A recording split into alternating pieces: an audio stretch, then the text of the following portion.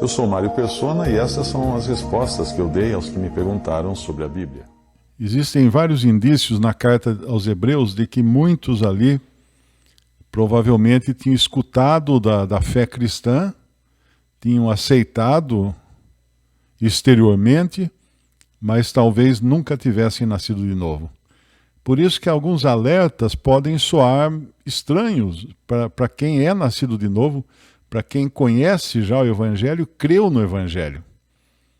Então ele começa: temamos, pois, que porventura deixada a promessa de entrar no seu repouso, pareça que algum de nós fica para trás. O que ele está dizendo aqui? Eu tenho certeza que eu criei e que não vou ser deixado para trás, mas como eu falei, ele está falando de uma forma genérica, né, para todos aqueles que professam a fé cristã. Nem sempre chegaram a crer no Evangelho. Então aí sim, existe razão para temer. Mas aquele que está seguro do perdão dos seus pecados, seguro da vida eterna, seguro de que conheceu o Evangelho e creu em Jesus, esse não tem nada que temer. Porque ele não vai ficar para trás, ele sabe que não vai ficar para trás. Mas o alerta vale então para quem ainda tem dúvidas com respeito à sua fé. Então aqueles que professam ser crentes devem ter certeza de não estarem apenas professando, não terem ido só até o ponto da profissão cristã, no sentido de levantar a mão num culto evangélico, ou ter sido batizado, ou ter abraçado algum sistema religioso, achando que o sistema religioso vai salvá-lo. Todas essas são questões que devem ser tratadas por aqueles que não têm ainda certeza do perdão dos seus pecados. Porque muitas pessoas são ligadas a sistemas religiosos, achando que o sistema religioso é que irá salvá-lo. O catolicismo é muito assim, né? E algumas outras religiões têm muito disso. Hoje mesmo eu recebi uma advertência, quando eu falei num vídeo meu, que quando eu frequentava a Igreja Batista, eu aprendi erroneamente, né, que a parábola do fermento e da massa era uma coisa boa, a massa seria uma coisa que ajudava a expandir o Evangelho, fazer crescer o número de convertidos e tudo mais. E na realidade não é isso, né? Na realidade o fermento é maligno, o fermento é uma coisa má. Mas teve um que me escreveu, ele falou assim: eu quero que você retire tudo que você falou da Igreja Batista. Eu falei: quem é você? Eu te conheço. Que isso? Quem deu a você essa autoridade de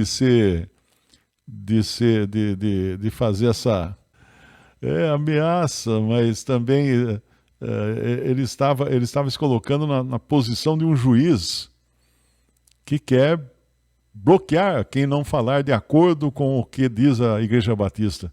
Que isso, né? Me censurar é essa palavra. Quem é você para me censurar, para colocar censura em cima daquilo que eu falei? Imagina, olha o tipo, né? Retire imediatamente o que você disse da minha igreja. Que isso, meu? Aqui não. Então, muitas pessoas abraçam uma religião e são tão religiosas que se esquecem que a salvação não está numa religião. A salvação está na fé em Cristo Jesus, o único que morreu por nós. Nenhuma religião morreu por nós. Nenhuma religião derramou sangue numa cruz por nós. Nenhuma religião pode nos limpar de todos os nossos pecados. Apenas uma pessoa pode fazer isso, é a pessoa de Cristo. Então aqui em Hebreus capítulo 4, agora versículo 2, ele vai dizer que porque também a nós foram pregadas as boas novas, como a eles. Ele está se referindo aqui aos hebreus que não entraram no descanso, lá no deserto. Eles morreram porque duvidaram do que Deus falou, acreditaram realmente nos espias que tinham ido espiar a terra e voltaram dizendo que lá tinham gigantes que eram muito grandes para eles. Mas nenhum gigante é grande demais para Deus, né? Então, porque também a nós foram pregadas as boas novas, como a eles. Mas a palavra da pregação nada lhes aproveitou. Eles tinham escutado que eles iam entrar no descanso se eles confiassem e simplesmente crescem no que Deus estava falando. Mas a palavra da pregação nada lhes aproveitou, porquanto não estava misturada com a fé naqueles que a ouviram. É a fé que faz a diferença. É a fé. Não basta alguém professar ser religioso, professar uma religião, decorar os mandamentos, levantar a mão na hora do culto. Não, é a fé. Tem que crer em Cristo. E aí ele vai no versículo 2, porque nós, os que temos crido, entramos no repouso. Tal como disse, assim jurei na minha ira, que não entrarão no meu repouso. Ele está falando daqueles hebreus que não creram, que duvidaram de Deus. Mas nós que temos crido, entramos no repouso. Que repouso que nós entramos? Bom, o primeiro repouso, eu acho que nós falamos isso da outra vez, o repouso da consciência. No momento em que você crê em Jesus, crê que ele morreu na cruz, pagou todos os seus pecados, a sua consciência agora não pode mais acusá-lo. Então esse repouso é tranquilo, você sabe que não vai entrar em juízo, você não será julgado. Então, e com isso você já repousa verdadeiramente na graça de Deus, você descansa na graça. Isso é... E lá ele está falando também, ele faz a comparação no versículo 4, porque em certo lugar disse assim do dia 7º, e repousou Deus de todas as suas obras no 7º dia, e outra vez nesse lugar não entrarão no meu repouso. Então ele está mencionando o Antigo Testamento e mencionando aquilo que impediu os hebreus de entrarem na terra de Canaã, no repouso prometido na terra de Canaã. A incredulidade. A incredulidade é uma afronta contra Deus. Porque ela diz que Deus não é o que ele é, não faz o que ele diz que faz, não cumpre o que ele promete. Isso é incredulidade. Imagina o que Deus pensa de um incrédulo. Imagina o que Deus pensa. Hoje mandaram mais um vídeo para mim. Todo dia mandam um vídeo, todos os dias mandam um vídeo para mim, né? Hoje era de um pastor, e eu estava com a pulga atrás da orelha com esse pastor, porque sempre mandavam vídeos para mim, e eu não conseguia entender realmente qual era dele, sabe? E hoje eu entendi, porque eu peguei o vídeo que ele ia falar sobre a possibilidade ou não de se perder a salvação. Então eu já pulei para o final do vídeo, porque se você quiser saber o que a pessoa vai falar, vá nas conclusões dela para evitar a enrolação que vem antes. A enrolação que vai fazer você ficar com sono e acabar aceitando o que ele diz. E na conclusão ele simplesmente dizia que você tem que tomar cuidado, porque se você não perseverar até o fim, você não será salvo. Você está perdido e perdido eternamente. Essa é a ideia que as pessoas têm de salvação. Alguns negam totalmente a graça e pregam que você tem que fazer alguma coisa para ser salvo.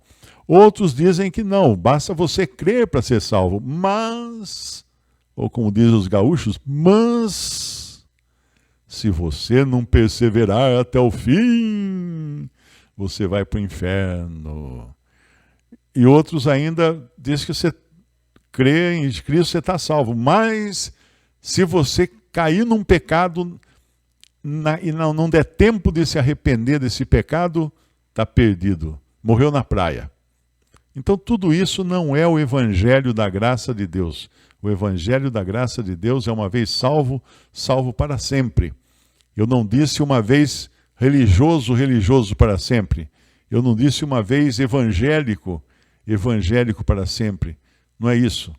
Uma vez que você creu em Jesus Cristo como seu Salvador, aí sim você está salvo para sempre. E aí, no versículo 4, ele cita de novo o Antigo Testamento, né? Em certo lugar, disse assim, do dia 7º, e repousou Deus de todas as suas obras ao 7º dia, e outra vez nesse lugar, no versículo 5, não entrarão no meu repouso.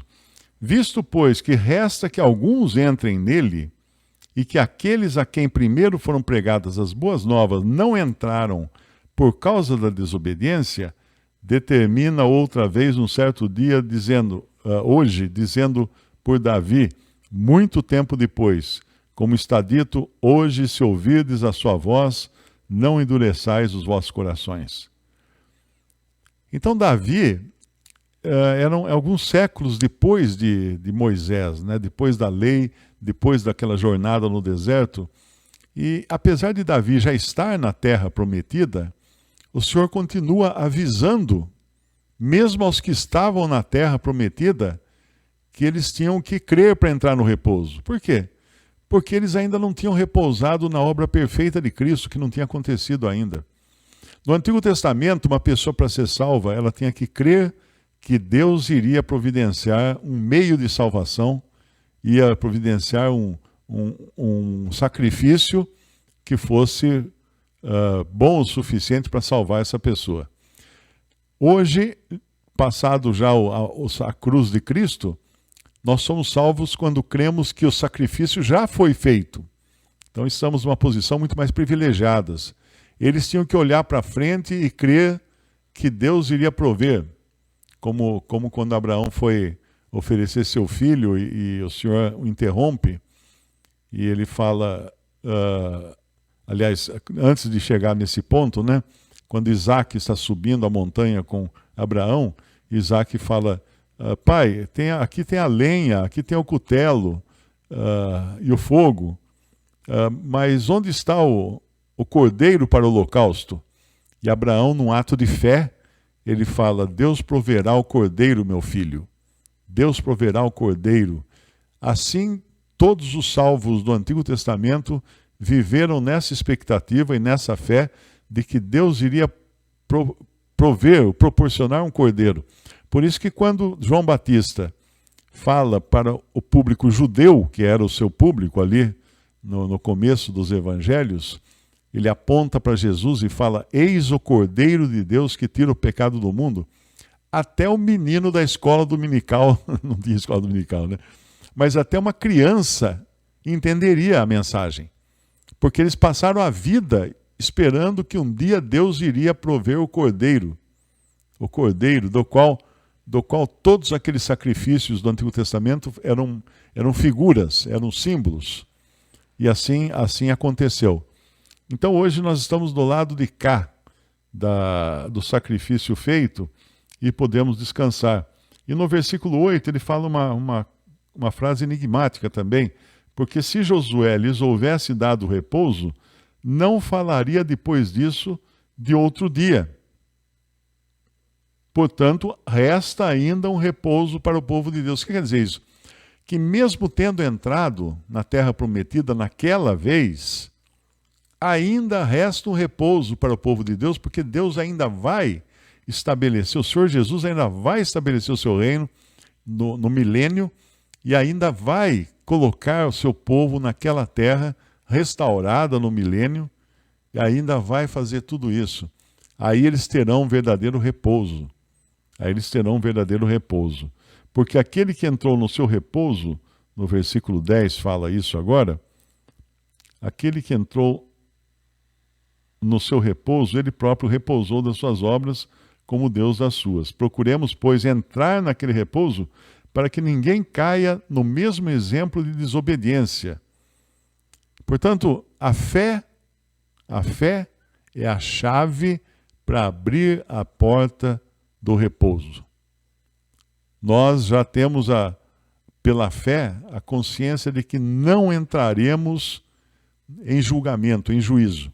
Lá em João, capítulo 5, 24, diz assim, na verdade vos digo, que quem ouve a minha palavra e crê naquele que me enviou, tem, não é terá, talvez, quem sabe, tem a vida eterna, e não entrará em condenação ou juízo, não entrará em juízo, mas passou da morte para a vida. Então, se você está me ouvindo, você escutou a palavra. Você escutou a palavra de Deus, você escutou o evangelho da salvação na obra, pela fé em Cristo e sua obra no Calvário, na cruz do Calvário. Então, se você ouviu a palavra, se você crê em Deus que enviou a Jesus desde os céus para morrer numa cruz como sacrifício, como Cordeiro de Deus que tira o pecado do mundo. Você tem o quê? Você tem a vida eterna. Ah, mas eu acho que isso é muita pretensão dizer. Seria pretensão se a salvação fosse por obras. Seria pretensão se a salvação fosse para os bons. Mas o Senhor falou que não existe um bom, só tem um que é bom, Ele. Só Ele. Os sãos não precisam de médico, Ele falou. Os sãos não precisam de médico. Ele veio salvar pecadores. E a única condição para ser salvo é ser pecador e crer em Jesus como Salvador. E na continuação, então, tem a vida eterna, o versículo de João 5,24 fala, e não entrará em condenação, ou não entrará em juízo, mas passou da morte para a vida. É uma posição já bendita e abençoada e já resolvida de vez, completamente. É que nem quando você vai tomar injeção quando era criança, era aquela gritaria, aquele choro e tal, aí dava a injeção, passou o algodãozinho, cheira o cheirinho de álcool do algodão, acabou. Aquela gritaria toda, aquele sofrimento todo, acabou. Já tomou a injeção. Então já foi feito o sacrifício na cruz do Calvário. E para nós, então, resta ainda uma parte desse repouso, né? Nós temos o repouso da consciência, temos o descanso da consciência, de ter os nossos pecados todos perdoados, estarmos justificados pela fé, mas resta ainda aquele repouso que é nós entrarmos na presença do próprio Senhor no céu, quando Ele vier nos buscar, ou pela morte antes, né? Que pode acontecer a qualquer momento para qualquer um, ou pelo arrebatamento da igreja, quando Ele vem buscar, Ele não desce até a terra, Ele fica no céu, e a igreja é arrebatada para estar com Ele nos ares. Visite respondi.com.br. Também 3minutos.net. Baixe os e-books ou adquira os livros.